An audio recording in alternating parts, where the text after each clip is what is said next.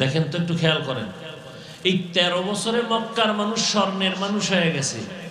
নবী কি মেডিসিন ব্যবহার করলেন খেয়াল করেন। নবী একটা বেতের বাড়ি ব্যবহার করেননি।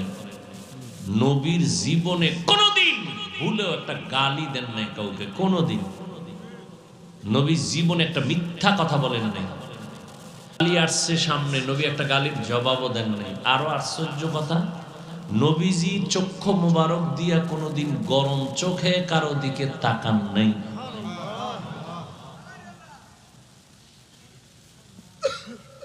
আমরা সেই নবীর উম্মত, আমগো আদর্শ কি?